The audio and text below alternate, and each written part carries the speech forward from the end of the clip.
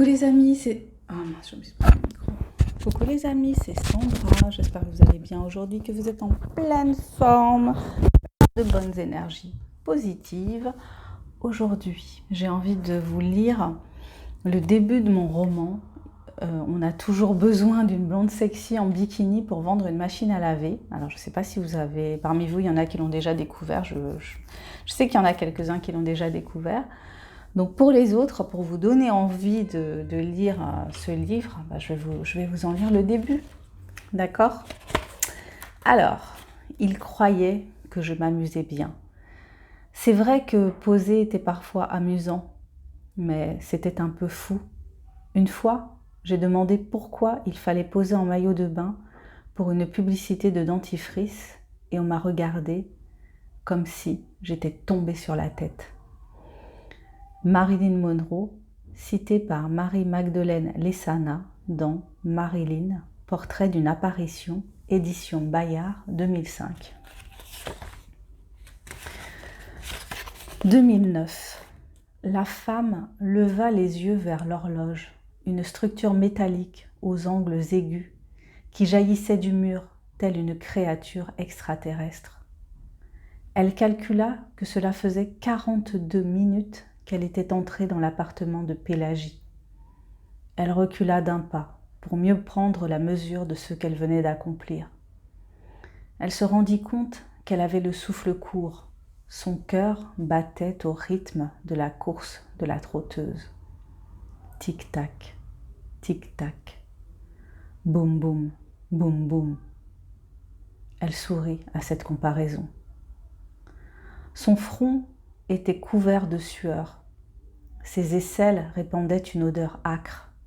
Sa culotte était humide de transpiration. Pourtant, elle se sentait calme. Ses mains ne tremblaient pas. Elle avait les idées claires. Elle suivait le plan. Bon Dieu, c'était vrai qu'elle était belle, cette Pélagie. Ou plutôt cette Flora. Ce prénom à la con qu'elle avait insisté pour utiliser comme pseudonyme lui était prédestiné. Comment ses parents avaient-ils pu l'appeler Pélagie ? 50 fées s'étaient penchées sur son berceau et lui avaient donné tout ce qu'elle pouvait. Ses cheveux étaient blonds, épais, soyeux. Elle avait fait de la publicité pour une marque d'après-shampoing.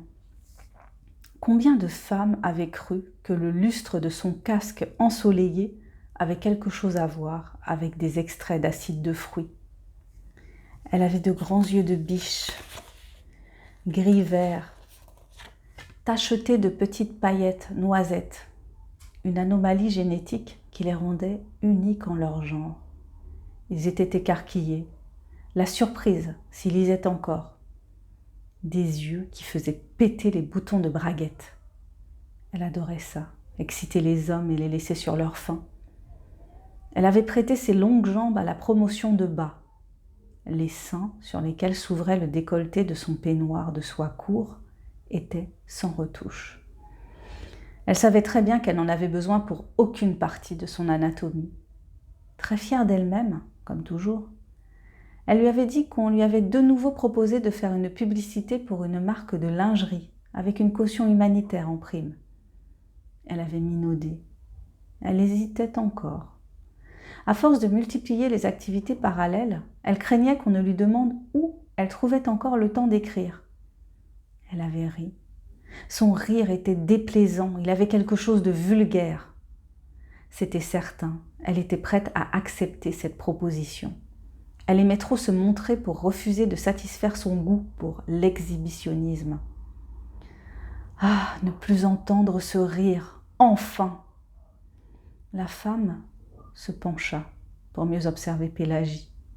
D'un geste alerte, elle ramassa le marteau qui avait fait une vilaine marque sur la moquette.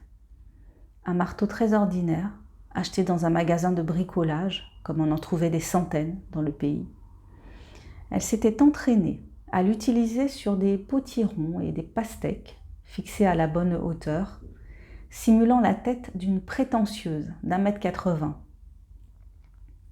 La sensation avait été évidemment bien différente, mais son bras n'avait pas hésité une seconde. préparé, son geste avait été sûr. Elle avait demandé à une Pélagie surexcitée par un baiser inattendu.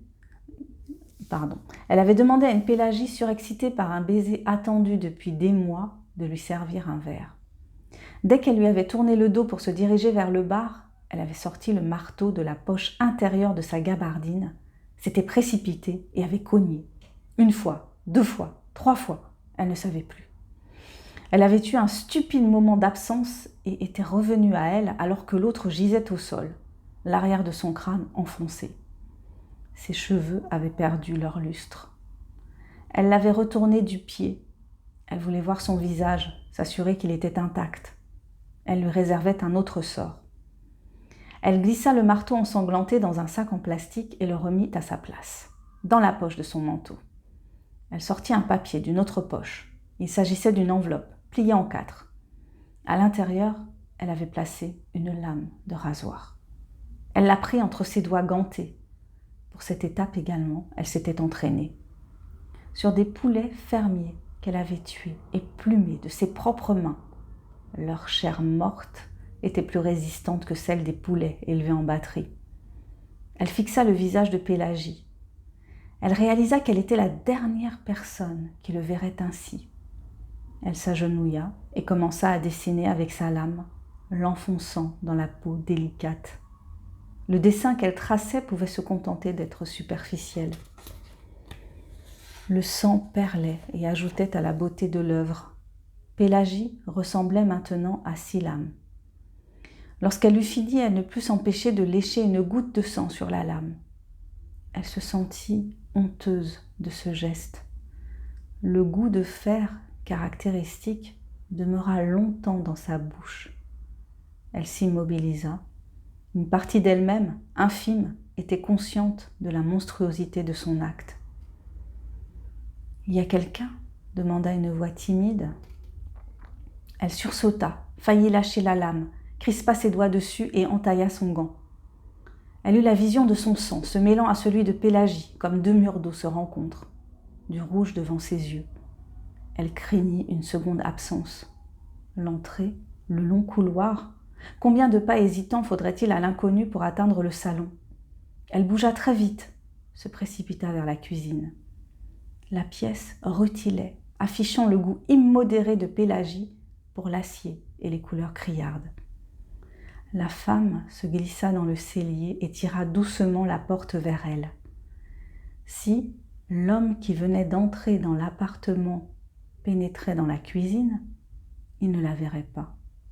Si, affolé, il se précipitait dehors pour chercher du secours, et le spectacle se prêtait à cette réaction, elle aurait peut-être la possibilité de s'enfuir. Elle ne bougeait pas, les intestins tordus d'appréhension, priant pour que son soudain besoin de les vider ne se transforme pas en urgence. Voilà, écoutez, je vous remercie si vous êtes allé jusqu'au bout de cette lecture. Si vous m'avez écouté, ça me fait plaisir. J'espère vous avoir donné envie de découvrir ce roman, donc, qui s'appelle « On a toujours besoin d'une blonde sexy en bikini pour vendre une machine à laver ». Donc c'est un thriller. Je vous mets tous les liens sous la vidéo si jamais vous avez la curiosité d'aller voir un petit peu, voilà, d'aller sur Amazon et puis peut-être de le télécharger ou bien de l'acheter en version papier. Vous pouvez aussi me contacter si vous voulez un exemplaire avec une petite dédicace. N'hésitez pas. Je vous remercie d'être passé sur ma chaîne ce soir ou ce matin, enfin en fonction du moment où vous y passez. Si vous avez aimé cette vidéo, n'hésitez pas à me mettre un petit pouce, ça fait toujours plaisir. Si vous ne l'avez pas aimé, ce n'est pas grave, on ne se quitte pas fâché. Je vous souhaite une excellente soirée par rapport à l'heure à laquelle je me filme. N'hésitez pas à vous abonner, donc je disais, ou je ne sais plus si je l'ai dit, n'hésitez pas à vous abonner si vous en avez envie. Je vous dis à bientôt pour la prochaine vidéo. Bye bye!